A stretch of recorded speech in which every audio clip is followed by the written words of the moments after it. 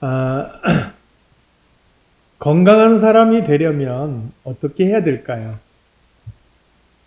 여기에는 사실은 답은 없는 것 같아요. 누구라도 건강을 자신할 수가 없는 거고요. 건강한 것은 정말 안 믿는 사람은 타고났다고 이야기를 하고요.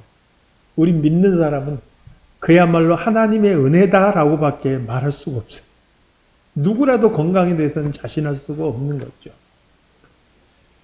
그럼에도 불구하고 건강에 대해서 이제 다양한 얘기들이 나오는데 그 중에 하나가 건강하려면 혈액순환이 좋아야 돼요. 피가 온몸을 잘 돌아다녀요. 혈액순환이 좋지 않으면 손발이 차고요. 혈액순환이 좋지 않으면 손발이 차고 그러면 전체 몸에 체온이 떨어지고요. 그러면 면역력이 떨어져요. 그래서 각종 질병에 쉽게 노출이 되는 거예요. 그래서 몸이 따뜻하다는 것은 피가 열심히 우리 몸을 돌고 있다는 것이고요. 몸이 따뜻한 사람이 그래서 면역력이 좋고 건강한 거예요. 피가 잘 돌아다니기 때문에. 피가 잘 돌지 못하고 혈관이 막히고 이런 일이 생기면 이제 몸이 문제가 많이 생기죠. 저는 그런 분도 봤어요. 중요한 혈관이 딱 막히니까요. 불과 몇 시간 만에 그 신체 부위가 그냥 괴사한다 그러죠. 혈관이 딱 막히니까 죽는 거예요. 혈액을 공급받지 못하니까 산소가 결핍이 되고 몇 시간 만에 그 팔이 썩고 막 그래가지고 딱 잘라내야 돼요. 그러지 않으면 점점 썩어 들어가서 생명이 위험하니까. 그만큼 참 중요한 것이죠. 건강한 교회가 되는 것도 이와 비슷한 면이 있어요. 건강한 교회가 되려면 교회 안에도 혈액순환이 잘 돼야 돼요. 교회는 예수 그리스도를 머리로 하고 각 성도들이 지체가 되는 거예요. 역할은 다 다르겠죠. 각자 받은 그 은사에 따라서 하고 있는 역할은 다 달라요. 여기 박 목사는 지금 설교하고 있잖아요. 이게 제가 맡은 그런 역할이에요. 장로님들은 교회를 다스리잖아요. 또 어떤 분은 섬기고 봉사하고 각종 맡은 그러한 은사에 따라서 그 각 지체로서의 역할들을 하는 거예요. 이게 바로 교회인 거예요. 그래서 오늘 본문 20절에도 뭐라고 말씀합니까? 본문 20절 말씀 한번 같이 읽어보겠습니다. 시작. 너희는 사도들과 선지자들의 터 위에 세우심을 입은 자라. 그리스도 예수께서 친히 모퉁이 돌이 되셨느니라. 이렇게 말씀하시죠. 여기서 주목해야 될 말씀이요. 사도들과 선지자들의 터라는 말과 모퉁이 돌이라는 말. 간략하게 설명하면 사도들과 선지자들의 터는요. 여러 가지 해석이 나올 수 있지만 저는 신구약 성경, 곧 하나님의 말씀이다. 이렇게 이해를 합니다. 교회는요. 진리 대신 하나님의 말씀의 터 위에 세워진 거예요. 이게 이제 우리가 지난주에 살펴본 대로라면 지난주에 살펴본 게 바로 하나님의 말씀의 핵심인 거예요. 바로 주는 그리스도시요 살아계신 하나님의 아들이십니다. 신구약 성경의 핵심 내용인 거죠. 바로 이 터 위에 교회가 세워진 것이죠. 모퉁이 돌은 예수 그리스도가 모퉁이 돌이 되셨다 그랬는데 또 다른 말로 머릿돌이라는 말도 성경에 사용해요. 현대 공사 기법에서는 그렇게 의미가 없어졌어요. 그런데 제가 어렸을 때만 해도 집을 질 때 제일 중요한 게 뭐냐? 추춧돌이에요. 집에 어떤 기초가 되는 돌이 든든하지 않으면 그 집은 쉽게 무너질 수밖에 없는 거예요. 그런데 오늘 본문에서는 뭐 추춧돌, 또 머릿돌 여러 가지 말보다는 모퉁이 돌이라는 말을 썼어요. 이 모퉁이 돌이 가지고 있는 가장 중요한 의미가 뭐냐? 벽과 벽을 연결해 준다라는 의미예요. 오늘 본문에서도 바로 그러한 의미로 사용한 것이죠. 전에는 멀리 있고 서로 알지 못했던 사람들이 예수 그리스도의 이름 아래서 서로 연결되어서 하나가 되어가는 거예요. 한 건물이 되어가는 거예요. 한 성전이 되어가는 거예요. 그게 무엇입니까? 그게 바로 교회라는 거예요. 그러니까 저와 여러분은요, 예수 그리스도를 머리로 하고 그분을 중심으로 해서 우리가 서로 하나가 되어서 교회를 이루었다 하는 것이죠. 21절 말씀에서도 그의 안에서 건물마다 서로 연결하여 주 안에서 성전이 되어가고 이렇게 말씀했어요. 여기서 성전이 바로 교회를 의미하는 것이죠. 그래서 교회는요, 그리스도를 통해서 서로 연결되어 있는 한 몸이기 때문에 원활한 혈액순환, 이 피가 잘 도는 그러한 교회가 건강한 교회라 하는 것이죠. 그리고 이 혈액순환과 같은 역할을 하는 게 뭐냐? 바로 성도들의 교제다 하는 것이죠. 이 교제가 헬라어로는 코이노니아라는 말을 쓰는데요. 이 교제가 없으면 교회는 서로 서먹해져. 주일날 딱 예배만 끝나고 탁 서로 흩어져 버리면 10년, 20년 봐도 서로 서먹한 관계가 되는 거예요. 소외된 사람이 생겨나게 되고요. 결국엔 그 속에서 신앙이 병든 사람도 생겨나게 된다 하는 거예요. 이 교제란 말을 우리 사도신경에서는 성도가 서로 교통한다라고 표현했고요. 놀랍게도 신앙 고백으로 성도가 서로 교통하는 것을 믿는다라고 그렇게 고백하고 있는 거예요. 그러니까 성도들이 서로 교통하는 거, 신앙 공동체 안에서 서로 교제하고 서로 믿고 따르는 거, 이게 얼마나 중요한지를 보여주는 거예요. 이걸 신앙으로 고백할 만큼 그게 중요하고 가치가 있다는 거예요. 성도들이 서로 교통하지 않으면, 서로 교제하지 않으면 교회는 병들기 때문에 그래요. 건강한 교회를 이루는 것은 성도들의 서로 거룩한 교통이 있어야 하는 거예요. 우리 안에 교제가 없으면 안 된다라는 것이죠. 하이델베르그 요리 문답이 있어요. 제가 성경 공부를 통해서 웨스트민스터 신앙 고백서 거기에 소요리 문답을 제가 교육한 적이 있어요. 여기서 배우신 분들이 있는데 전혀 기억이 안 나셔도 좋아요. 근데 제가 종종 인용하는 게 웨스트민스터 신앙 소요리 문답 제1번은 굉장히 많이 인용하잖아요. 사람의 제일 되는 목적이 무엇이냐? 그래 놓고 그 질문에 대한 답이 사람의 제일 되는 목적은 하나님을 영화롭게 하고 그렇도록 즐거워하는 것이다. 이게 이제 웨스트민스터 소요리 문답이에요. 그런데 이런 소요리 문답을 웨스트민스터 사원에서 모여서 만들었기 때문에 웨스트민스터 소요리 문답. 그런데 하이델베르크라는 곳에서 만든 그런 또 문답집이 하나 있어요. 거기 문답서, 하이델베르크 문답서 55번에 보면요. 성도의 교제를 어떻게 이해하고 계십니까? 라는 질문이 나와요. 거기에 대한 답변을 두 가지로 소개해요. 한번 첫 번째, 같이 한번 읽어봅시다. 그 답변 첫 번째. 시작. 모든 신자들 개개인 그리스도의 지체들로서 그리스도와 그의 모든 보화와 은사들에 참여하는 자들입니다. 자, 교제에 대해서 어떻게 생각합니까? 그랬더니 모든 신자는 그리스도의 지체라는 거예요. 그래서 그리스도와 그의 모든 그 보화와 은사에 함께 참여하는 사람들입니다. 성도들이 바로 그런 사람이라고 소개하면서 두 번째로 뭐라고 이야기하느냐? 함께 읽겠습니다. 시작.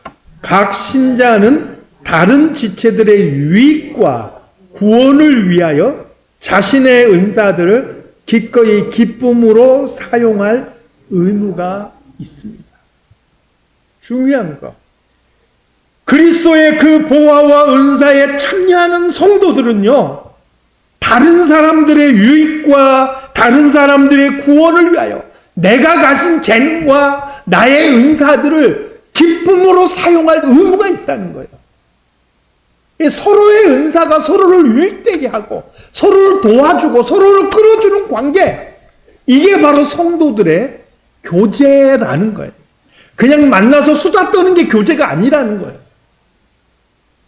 만나서 수다 떠는 게 아니고 성도의 교제라는 것은 그 대화를 통해서 서로의 삶이 나누어지고 서로의 신앙이 나누어지고 서로의 가진 은사가 서로를 유익되게 하는, 그럼을 통해서 서로가 발전하고 그 믿음이 점점 자라나게 되고 결국 그 사람이 예수 그리스도를 닮아가는 데 유익하게 하는, 그게 바로 성도의 교제라는 거예요. 그래서 이 교제가 없으면 교회는 병들게 된다는 거예요.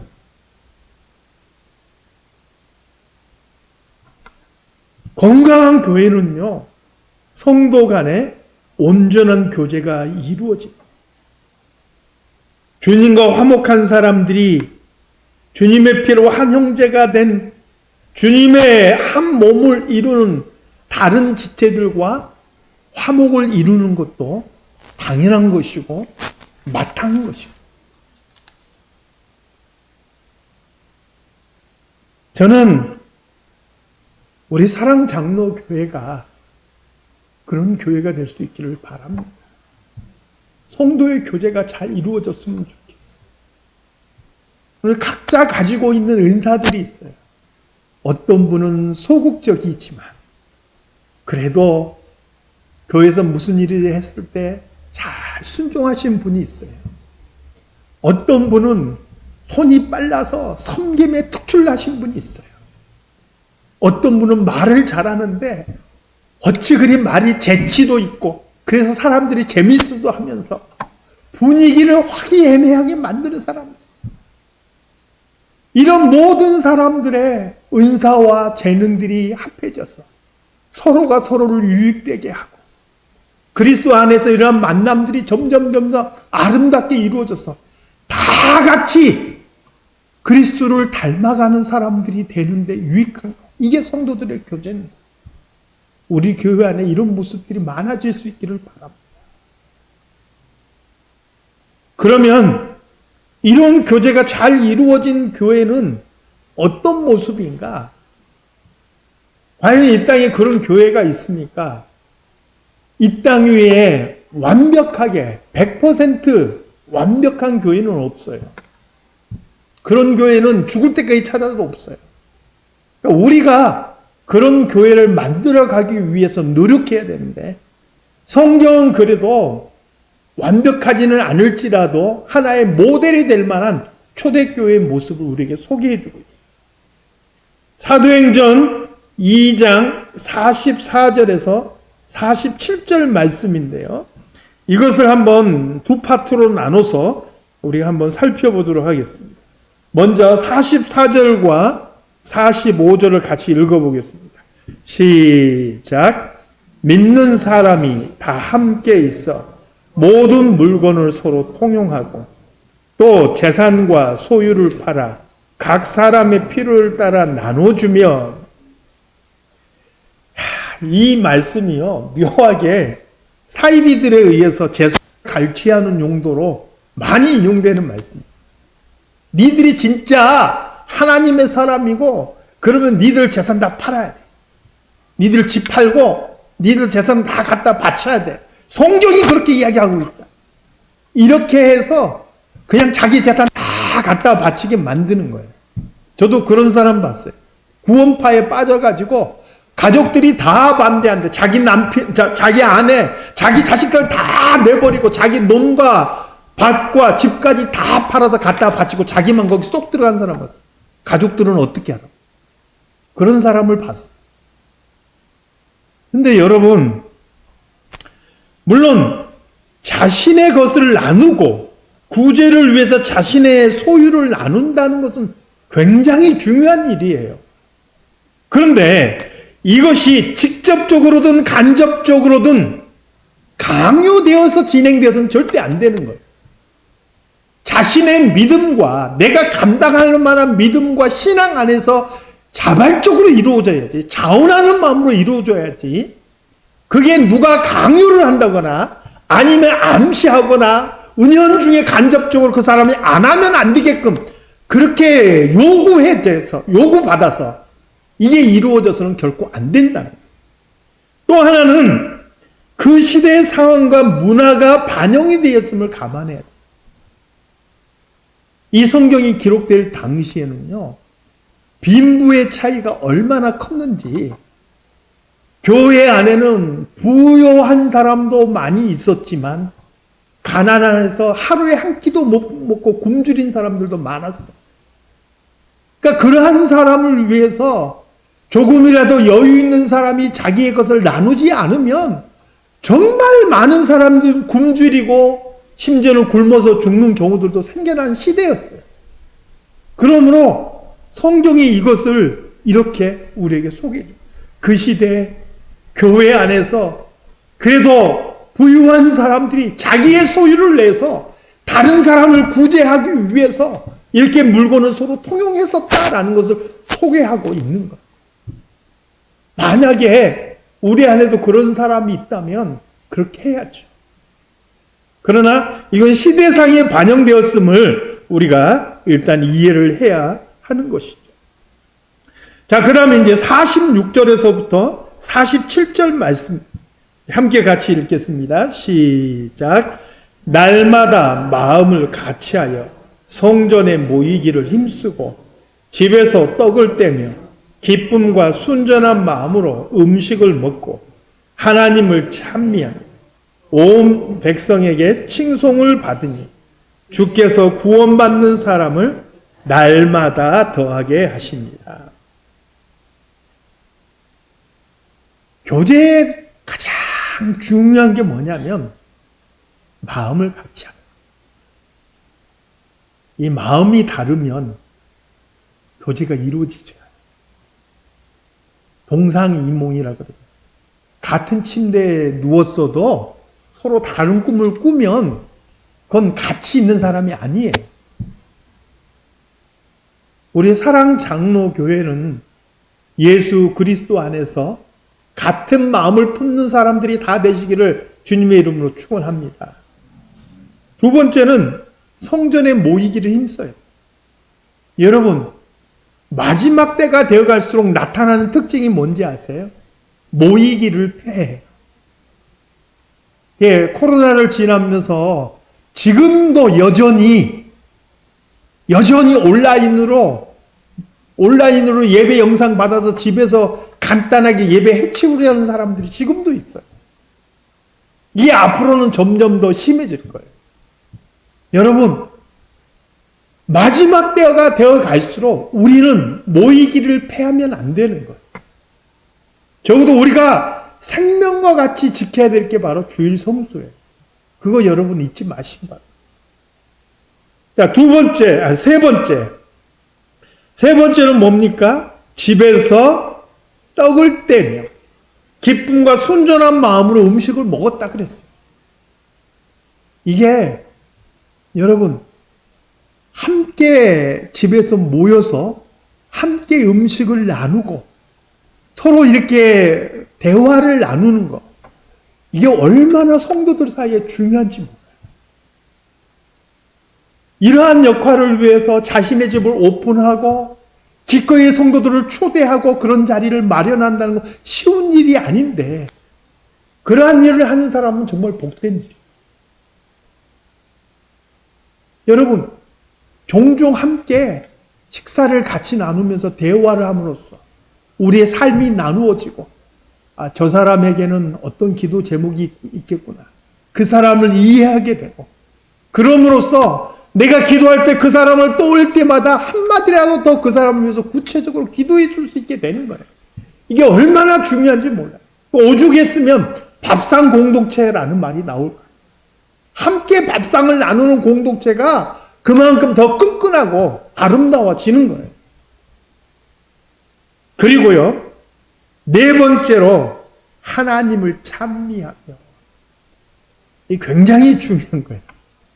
아무리 열심히 모이고 아무리 같이 밥을 먹어도 그 안에 예수 그리스도가 빠지고 그 안에 하나님을 예배함이 빠져버리면 그건 교제가 아니에요. 그냥 하나의 모임 단체고 무슨 동아리고 그 다음에 취미생활 같이 하는 동호회에 불과한 거예요. 그냥 로타리 클럽 모임과 똑같은 거예요. 그건 모인다고 다 교제가 아니라는 거예요. 우리는 예수 그리스도의 이름 안에서 모이는 거예요. 그 안에서 서로 교제하고 나누는 거예요. 그게 성도의 거룩한 교통인 거예요.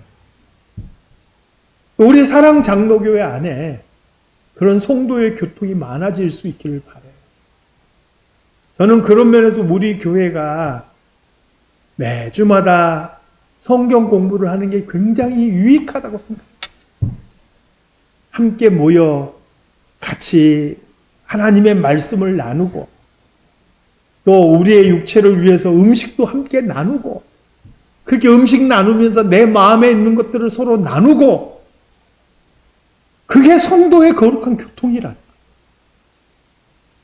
그 안에서 교회는 거룩하게 건강하게 선다는 거예요. 하나님 아버지, 성도의 교통에 대해서 오늘 말씀을 함께 나누었습니다. 예수 그리스도를 머리로 하고 우리 모든 성도들이 각 지체로서 서로 교통하고 거룩한 교제를 나눔으로써 우리 교회가 더 건강하고 예수 그리스도의 그 사랑을 세상 속에 보여주며 나누어주는 교회로 그렇게 설 수 있도록 도와주시옵소서. 우리 한 사람 한 사람에게 은혜를 베풀어 주시옵소서. 예수님의 이름으로 기도드리옵나이다. 아멘.